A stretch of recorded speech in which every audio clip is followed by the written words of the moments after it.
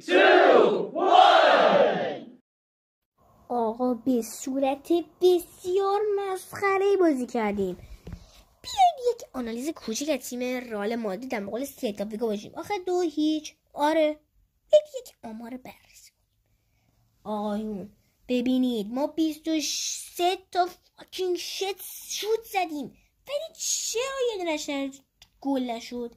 آقایون 17 تا موقعیت ساختیم، 58 به 42 بود مالکیتمون.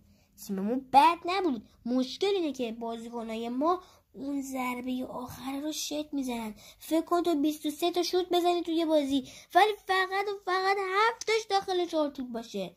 آره مشکل رئال مادرید اینه. این همه موقعیت داریم، این همه میسازیم، ولی یه دونشون هم استفاده نمیکنیم.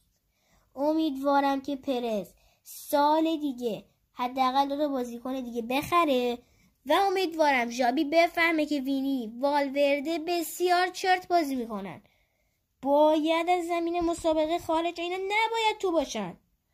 امیدوارم که بفهمه که کاماوینگا بسیار مهره خوبی میتونه برای ما باشه و بهترین بازیکنیه که ما میتونیم بذاریم تو ترکیب. چرا ما 4-5-1 بازی نمی‌کنیم؟ وینی رو میندازیم بیرون، کاما رو میذاریم به جاش، یا هافک بی‌نظیر خیلی خوب.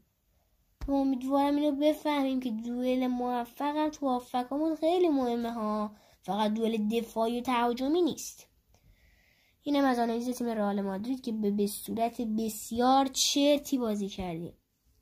امیدوارم که روز دیگه ای که اگه بازی بود آقا پس فردا بازیه، ایشالله که بازی خوب رو میبریم.